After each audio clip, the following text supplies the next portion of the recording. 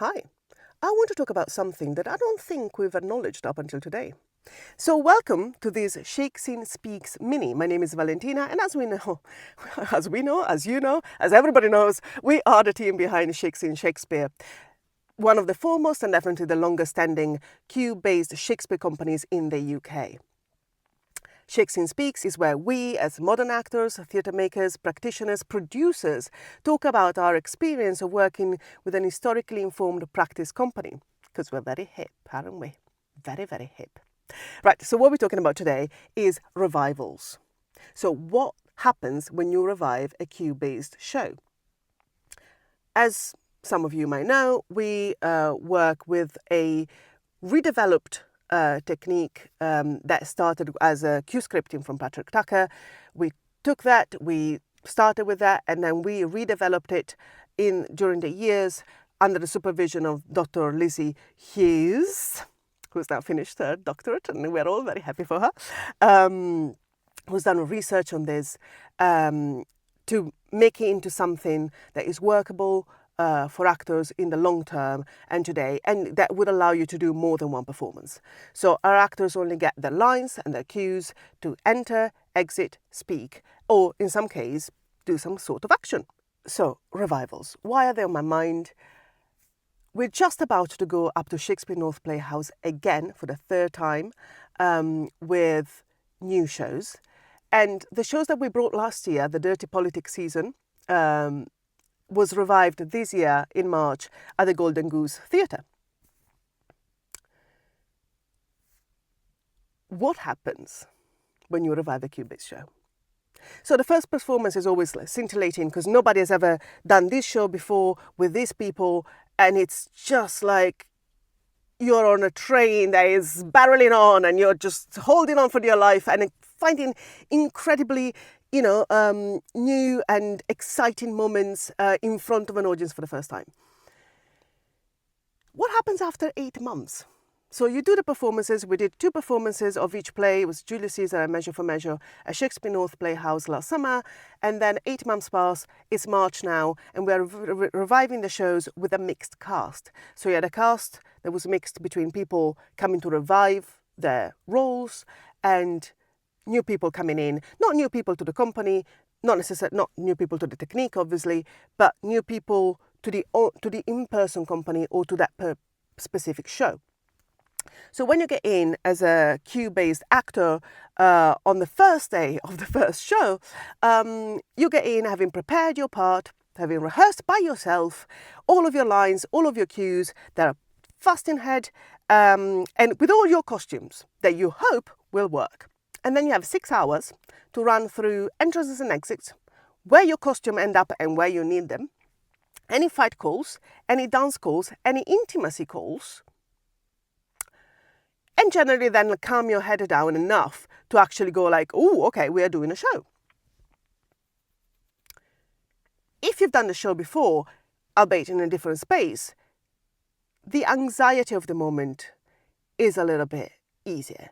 Because you have an idea of what entrances and exits you need, where your costumes, where do you need your costumes, where your quick changes are, because you've done the play before, right? And what might happen that might be difficult. So what happened in March?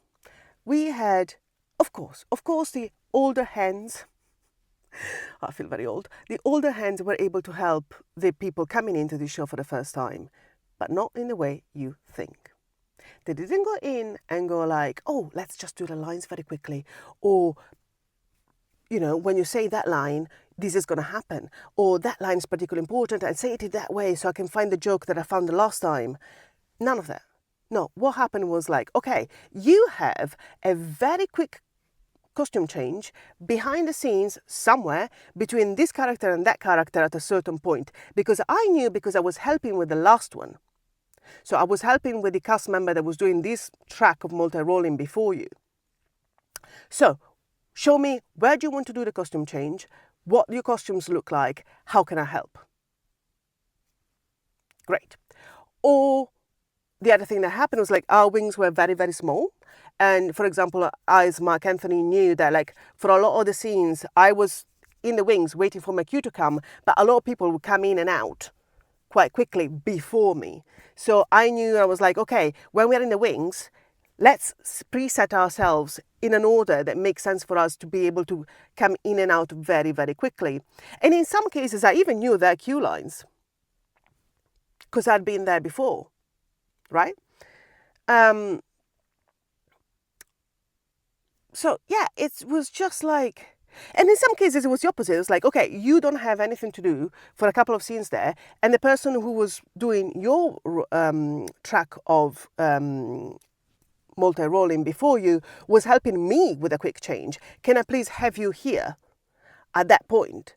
Or in some cases goes like, okay, you are not comfortable doing this because you're a different person and you think you need a moment to, do whatever you need to do.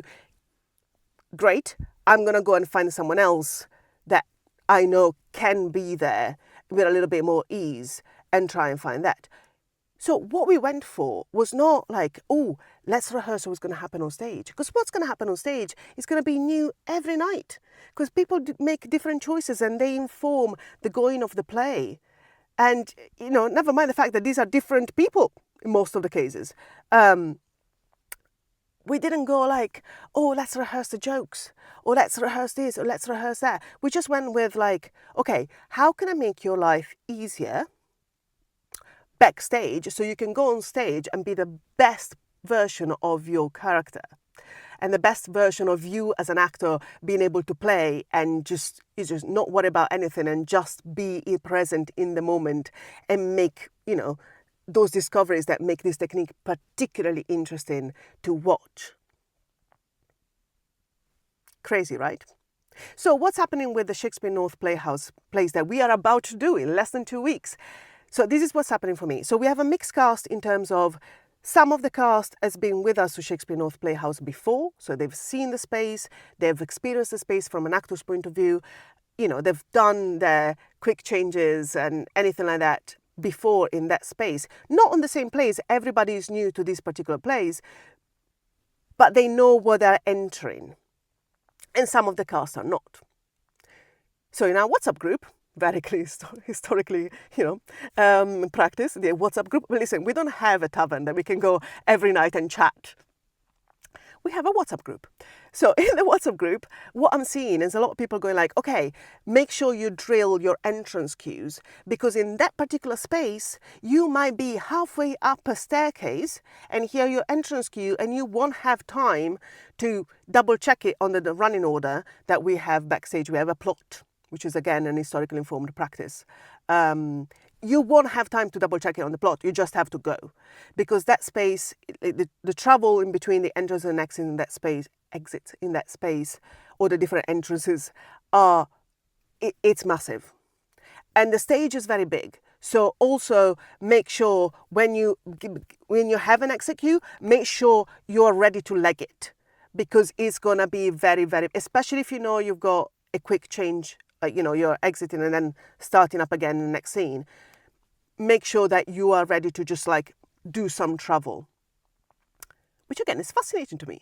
It's fascinating that these actors, that Patrick Tucker, when he developed his cue scripting, he had a lot of secrecy around the cast. So he didn't want his actors to know who was in the cast, who the other players were playing, because he didn't trust his actors not to rehearse. And now we have a company of actors that have trusted this technique for so long that even when you put them together, they don't actually rehearse. They just go like, okay, cool. What do you need and what do I need to make the on-stage life as easy as possible by making the backstage as easy as possible? So what do I need to basically just enter the stage as ready as I can be? That's a necessity. Not what's going to happen on stage. We trust each other enough that given the lines, given the jokes, given everything, given the actions, and once we are all together finally rehearsing some fights, although in this occasion there's not going to be as many, spoiler alert, we trust each other that the acting is there. The show will happen. where we help each other is, how can I make your life easy so that what is on stage is great, is as great as it can be. Mind blowing.